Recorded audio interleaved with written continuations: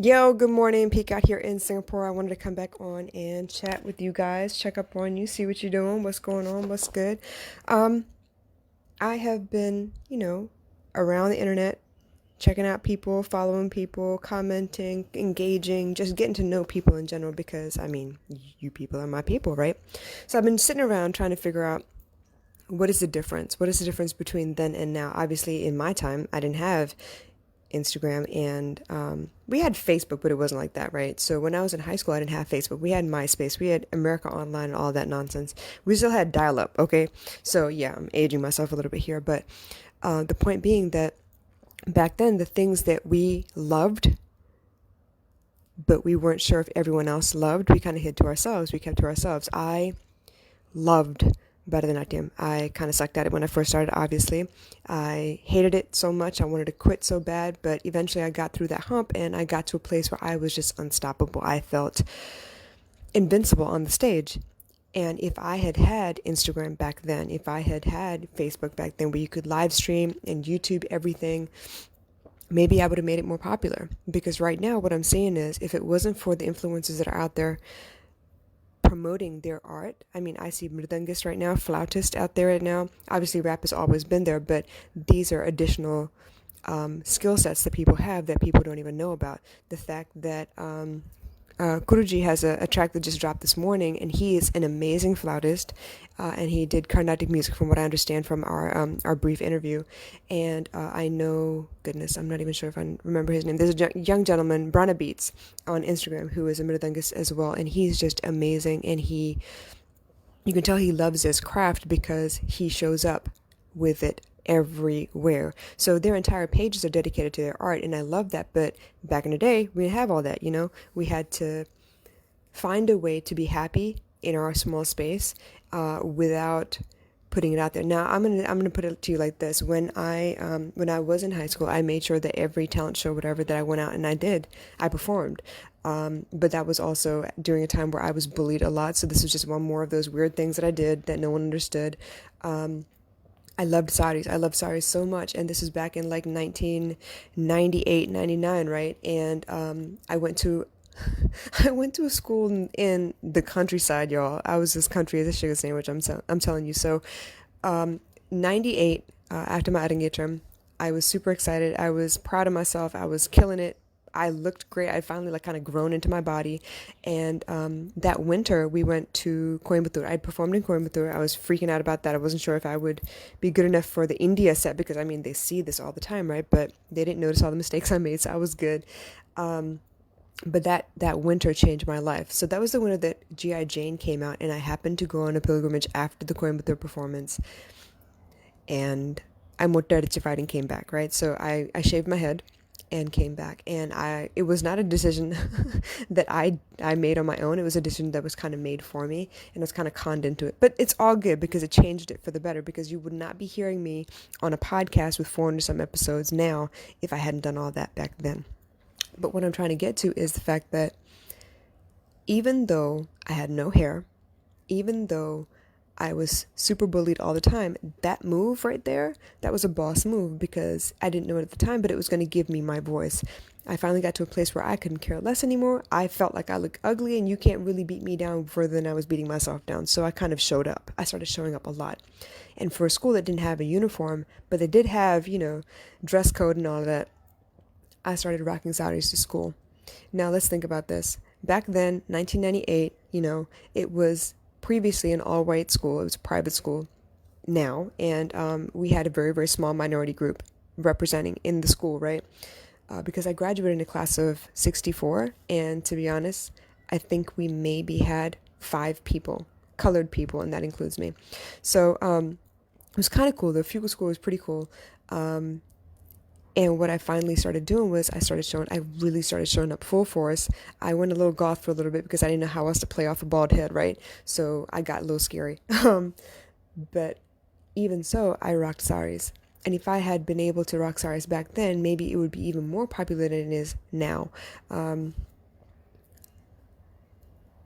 did it. I did whatever I thought was right for me, and I didn't have the audience back then, but I do now. And even then, I don't do as much as I want to.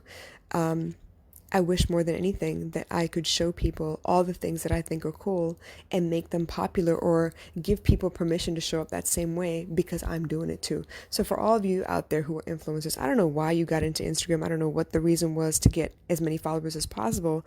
Maybe it was to find girls. Maybe it was to, get your next boyfriend or girlfriend. I don't care. It doesn't matter. But the point is you have a voice now. So what are you doing with it? So to all those artists out there, I am so super proud of you, and I can't wait because you've made the things that we used to hate going to as kids trendy now. I mean, I remember my middle brother used to have to go to Sangeetam class. It was different from my Sangeetam class back in Australia, okay? So when we were out there, I enjoyed it because it was one of those things like, once you go to Sangeetam class, every family function, your parents will sit you down and be like, oh yeah, she can sing now. So it was like a on-demand kind of showcase, but my brother didn't like it so much. So what he would do is he would find every excuse to like fall back into the pool, get sick all of a sudden, didn't want to go to Sangeetam class. Why? Because FOMO. He didn't want to miss out on what we were doing while he was in class. It was just the way it was. But now if you look at him, he he joined chorus in university and in high school. He went to Monticello High School in Charlottesville, Virginia, and he traveled to sing. He can sing his ass off. I am nowhere near as good as him. I wish I could get back into singing, and maybe I will, but for the time being, what I'm seeing is that if he had the chance to show people what he loved back then, it would have made his life different now. So for those of y'all, like I said, if y'all have an audience, what are you telling them about yourself? Are you showing up as your real, most authentic self? Are you showing them everything you love about yourself? Are you putting yourself out there for people to ridicule? Because guaranteed some idiot's going to say something stupid, but that means you were brave enough to show up. That means you had the courage to be all of you all the time. I know people love this rap game. They want to be 90s hip hop awesome or whatever. And it works, okay? They're doing it. But what else do you have to offer? I know that I've seen people that are willing to lend their voice to the Tamil genocide. Yes, it was a terrible, terrible time. And there were casualties on both sides, and I am hurt by all of those, but I'm trying to change what I can now. So yes, I did take the time to, think about what happened and kind of dig into more of, what was going on at the time. And no, it's not right. It's never right to take a life. I don't care what the circumstances are. Even in defense, there are so many other things that you could do rather than take a life. But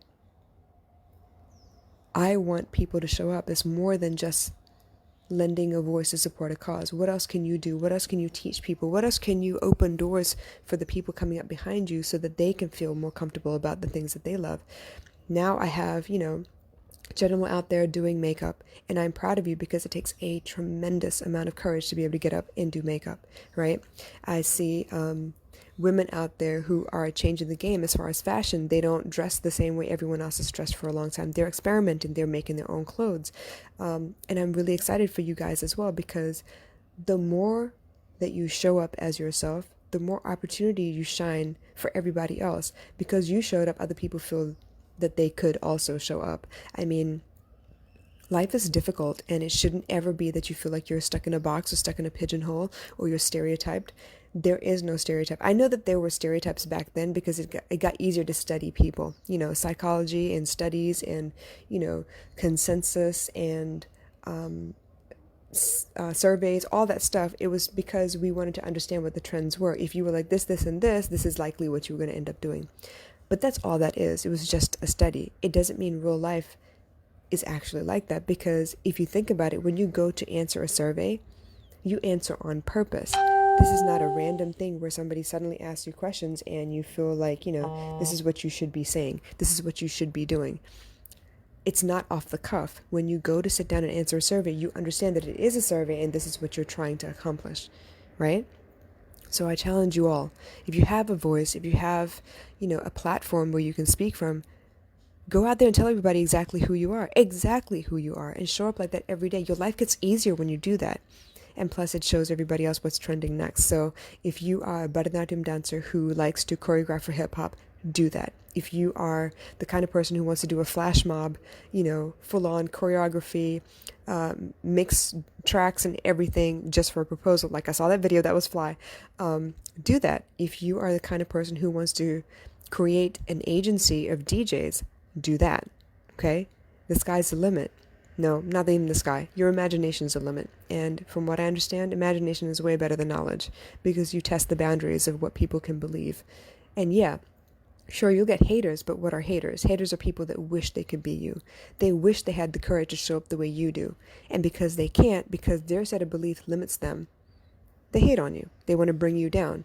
The easiest way to have the tallest building in town is to either tear down the tallest building and build your own, or to match that building and build it higher.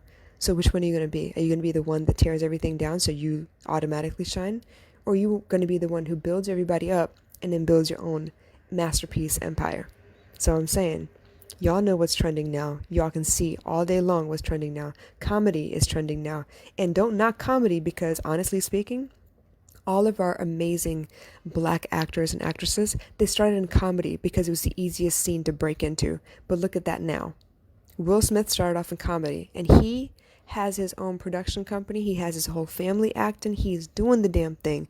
And shout out to Will Smith. He actually has his own water as well. So y'all check out that and make sure that, you support the people who are courageous enough to show up every day.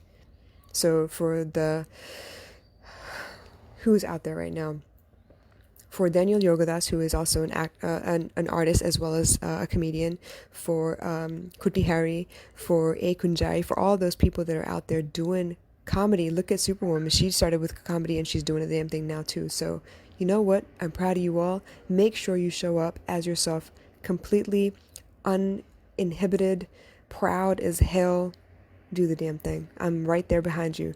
So with that being said, I have an idea. And I'm trying to put together the pieces so I can pull it together and drop it for June. So y'all wish me luck. I'm showing up. Love you guys. Bye.